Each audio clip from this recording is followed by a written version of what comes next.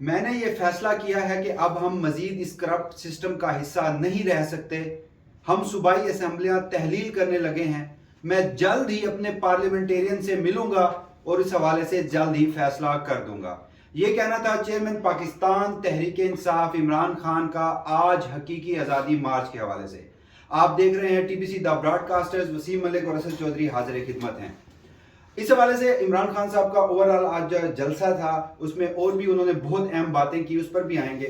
سب سے پہلے چودھری صاحب بہت اہم فیصلہ, بڑا فیصلہ کہ اب عمران خان صاحب دونوں صوبائی اسمبلیوں جی بی اور کشمیر سے استعفیٰ, بلکہ یوں کہہ لیجئے کہ تحلیل کرنے لگے ہیں. کیسا دیکھتے ہیں فیصلہ؟ وسیم بالکل دیکھیں, یہ بہت بڑا فیصلہ ہے, لیکن میرے خیال سے یہ اتنا امپورٹنٹ فیصلہ نہیں ہے. اس وقت سب سے زیادہ امپورٹنٹ جو فیصلہ تھا یا سب سے اہم جو معاملہ ہے وہ یہ ہے کہ تھریٹس الرٹ, عمران خان کی جان کو خطرہ ہے. رانا ثناء اللہ بار بار ٹی وی پر نمودار ہوتے رہے, بار بار آ کے بتاتے رہے, بار بار ان کو تھریٹ کیا جاتا رہا اور یہ کہا جاتا رہا کہ آپ کی جان کو خطرہ ہے, آپ جلسہ نہ کریں. التجا کی جاتی رہی کہ جلسے کو کینسل کر دیں کیونکہ آپ کی جان کو خطرہ ہے, جی بم وہاں پہ دھماکے ہو سکتے ہیں. اس کے باوجود اتنی بڑی تعداد میں پی ٹی آئی کا جو پاور شو ہے, یہ آج کی سب سے بڑی خبر ہے. لاکھوں کا یہ مجمع تھا, ہزاروں کا یہ مجمع نہیں تھا. گو کہ پاکستان میں بددیانت صحافی جو ہیں وہ اس کو عجیب و غریب قسم کی, خیر وہ ان کا ذکر کرنا بھی نہیں چاہیے کیونکہ آج جو مناظر ہم نے دیکھے ہیں اور جس طریقے سے وسیم دیکھیں موٹر وے کے اوپر لوگوں کی مجھے فونز آ رہے تھے, کچھ دوست جو پی ٹی آئی سے وابستہ ہیں ان کی کالز آ رہی تھی اور وہ بتا رہے تھے کہ وہ اسلام آباد جو ٹول پلازا ہے موٹر وے پہ اس سے کچھ 6 کلومیٹر پیچھے ہیں اور وہاں پہ کوئی ٹریفک جیم جیسے حالات ہیں, ٹریفک بہت زیادہ سلو تھی, ہزاروں لوگ جو ہیں وہ اس جلسے میں پہنچ نہیں سکے. جبکہ جس جگہ پہ یہ پنڈال بنایا گیا تھا, جس جگہ پہ یہ سٹیج سیٹ کیا گیا تھا اور جو ایک طویل وہ روڈ رات ہم وہاں پہ گھومتے رہے, دیکھتے رہے, سارے مناظر ہم نے دیکھے کہ لاکھوں لوگوں کو اپنے اندر سمو لینے کے لیے ایک کافی جگہ تھی وہ بھر چکی تھی,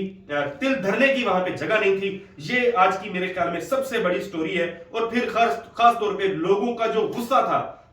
لوگوں کا جو جذبہ تھا, لوگ جس طریقے سے عمران خان کی ایک جھلک دیکھنے کو بےتاب تھے اور جس طریقے سے انتظار کیا جا رہا تھا, جو میں نے آج نہ صرف اچھا ہم نے ماضی میں دیکھا ہے کہ خواتین جو ہیں وہ آتی ہیں جلسے میں اور آ کے کوئی آبدیدہ ہو رہی ہوتی ہیں, رو رہی ہوتی ہیں, وہ چیز سمجھ میں آتی ہے, وہ ایک اور معاملہ ہے. آج میں نے نوجوانوں کو, جو نوجوان لوگ ہیں 25 سال 30 سال کی عمروں کے جو لوگ ہیں, 35 سال 40 سال کی ایجز کے جو لوگ ہیں, ان کو روتے دیکھا, بزرگ شہریوں کو روتے دیکھا. اور خاص طور پہ جب عمران خان صاحب جو ہیں وہ آج سٹیج پہ پہنچے, جس طریقے سے وہ بیساکھیوں کے سہارے چلتے ہوئے آج چل کے آ رہے تھے, پاکستانی قوم جس طریقے سے میں سوشل میڈیا کے اوپر دیکھ رہا ہوں, لوگوں کو دیکھ رہا ہوں کہ لوگوں کے دل و دماغ پر نقش ہو گیا ہے عمران خان کی وہ جو تکلیف تھی, وہ جو تکلیف کے آثار تھے, بڑے جذباتی مناظر تھے. وہ میرے خیال میں آج کی سب سے بڑی خبر ہے. لوگ بڑا انتظار کر رہے تھے اور پھر لوگ جو جس طریقے سے وہاں پہ جذباتی مناظر دیکھنے کو ملے ہیں, جس طریقے سے لوگ آبدیدہ ہوئے, رو رہے تھے, یہ ماضی میں پاکستان کی تاریخ میں میرا نہیں خیال کہ کبھی دیکھنے کو ملا ہوگا. اہم چیز یہ تھی کہ آج جب ایسے وقت پہ جب بہت سارے طاقتور لوگ جو ہیں وہ اپنے منصب چھوڑنے کے بعد جا رہے ہیں, ایسے میں وہ عمران خان جو صرف جس طرح یہ ڈائری ہے, کہا جاتا ہے کہ وہ ڈائری لے کے نکلا تھا, لیکن آج وہ ایک لشکر کے ساتھ پنڈی کے اندر موجود تھا اور اس نے بہت بڑا جو ہے وہ جلسہ کیا. اور پھر اہم چیز وسیم, عمران خان کے چہرے کے اوپر جو مسکراہٹ تھی اس کا تذکرہ کرنا بہت ضروری ہے. ہم نے دیکھا کہ جب ان کو گولیاں ماری گئیں, جب عمران خان زخمی تھے, تب بھی وہ باہر نکلے تھے اپنے کنٹینر سے, باہر نکل کے انہوں نے ویو کیا تھا لوگوں کو, اپنے جو کارکنان ہیں ان کو بتایا تھا کہ وہ ٹھیک ہے, ان کو امید دلائی تھی, ان کو حوصلہ بڑھا جاتا ہے کہ جب اتنا بڑا ایونٹ ہو جائے, بھگدڑ مچ جاتی ہے, افراتفری کا عالم ہوتا ہے. تو عمران خان تب بھی باہر نکلے تھے اور آج بھی اسی قسم کے مناظر, ان کی تکلیف ایک طرف, ان کے چہرے کے اوپر ایک مسکراہٹ تھی, اور وہ جو ظاہر وہ جو اپنا دکھ چھپا کے جس طریقے سے عمران خان مسکرا رہے تھے, اس سے معلوم ہوتا ہے کہ عمران خان جو ہیں یا ان کا جو مسکراتا ہوا چہرہ ہے وہ جانتے ہیں کہ وہ پاکستان کے کروڑوں لوگوں کے لیے امید کی ایک کرن ہے. ان پریسیڈنٹ بہت بڑا, بہت تاریخی جلسہ آج ہوا. پھر جو اعلان کیا انہوں نے کارکردگی گنوائی, انہوں نے بتایا. کانٹیکسٹ پہ آتے ہیں جو انہوں نے تقریر کی آج, اس حوالے سے عمران خان صاحب کا یہ بھی کہنا تھا کہ تاریخ یہ بھی لکھ رہی ہے کہ ایک شخص تھا وہ آخری گیند تک اپنی قوم کے لیے لڑا, اپنی قوم کے لیے کھڑا رہا, اور تاریخ بتائے گی کہ وہ عمران خان تھا، اور دوسرا ایک شخص تھا جس کے اثاثے بھی بڑھ رہے تھے اور تاریخ کی بدترین انسانی حقوق کی پامالی بھی کر رہا تھا. بالکل. اچھا دیکھیں، وہ ظاہر ہے انہوں نے نام لیے بغیر تنقید کی الوداعی خطاب میں جس طریقے کی تقریر کی گئی اور جس طرح سائفر کے معاملے پہ یا امریکی سازش کے معاملے پہ کہا گیا کہ کچھ سیاستدان اب راہ فرار اختیار کر رہے ہیں، تو عمران خان نے آج پھر واضح کر دیا ہے، آج پھر ایک دفعہ بتا دیا ہے کہ وہ نہ صرف سائفر کے اپنے بیانیے کے اوپر قائم ہیں بلکہ وہ امریکی سازش کا جو بیانیہ تھا اس کے اوپر بھی اسی طریقے سے کھڑے ہیں، اور وہ یہ سمجھتے ہیں، ان کا یقین ہے کہ ان کی حکومت کو جو گھر بھیجا گیا تھا وہ امریکی مداخلت کے بعد پاکستانی سیاستدانوں کو ایک گٹھ جوڑ کرنے کے بعد ایک سازش رچی گئی تھی اور پھر ان کی حکومت جو ہے اس کو گھر بھیجا گیا تھا. آج پھر انہوں نے اس کا اعادہ کیا، اس جلسے کے اندر انہوں نے ظاہر ہے اس کے اوپر بولا ہے، وہ انہوں نے بڑے کھل کے بات کی ہے. پھر انہوں نے جو اہم بات کی، انہوں نے کارکردگی ایک مرتبہ پھر گنوائی. انہوں نے بتایا کہ جی ڈی پی کیا تھے، انہوں نے بتایا قرضے کیا تھے، انہوں نے بتایا کہ ہمارے جو ٹیکسٹائل ایکسپورٹس ہیں وہ کیا تھیں، پاکستان کے حالات کیا تھے، آئل پرائسز، ڈیزل، پیٹرول کی انہوں نے بات کی، آٹے، چینی اور دال کی انہوں نے بات کی، اور آج کے حالات کے ساتھ اس کو کمپیئر کرنے کی کوشش کرتے رہے. انہوں نے بتایا کہ ان کے دور کے اندر جو ہے وہ 3 ڈیم جو ہیں اس کے اوپر بنانے کا آغاز کیا گیا. بڑی زبردست طریقے سے انہوں نے اپنی کارکردگی گنوائی ہے، اور کوئی بھی ذی شعور، شرط یہ ہے کہ تھوڑا بہت چلے شعور ہو اس بندے کے اندر، اس کی عقل جو ہے اس کے دماغ کے اوپر چربی نہ ہو، تو اس کو بڑا کھل کے بڑا واضح طریقے سے سمجھ آ جائے گا کہ اس 7 سے 8 مہینے کا جو ٹینیور ہے یہ پاکستان کی جمہوری تاریخ کا ہی نہیں بلکہ اوورآل پاکستان کی تاریخ کا بدترین اور سب سے مہنگا ترین ٹینیور ہے، جس میں نہ صرف سیاہ دور ہے، نہ صرف انسانی حقوق کی پامالی ہوئی ہے بلکہ پاکستان کے عام آدمی سے، پاکستان کے غریب آدمی سے جس طریقے سے روزی روٹی رزق چھینا گیا ہے، جس طرح لوگ جو ہے وہ بے روزگار ہوتے رہے ہیں، جس طریقے سے پاکستان کی انڈسٹری بند ہوئی ہے، پاکستان کے کارخانے بند ہوئے ہیں، جو ہماری ٹیکسٹائل جو ہے وہ ایکسپورٹ بڑھ رہی تھی، پاکستان ترقی کر رہا تھا، پھل پھول رہا تھا، اس کا ستیہ ناس ہو گیا ہے. آج عمران خان نے اس کو کھل کے بتایا، واضح طور پہ بتایا، اور ایبسولوٹ لاجیکل ان کی آج تقریر تھی.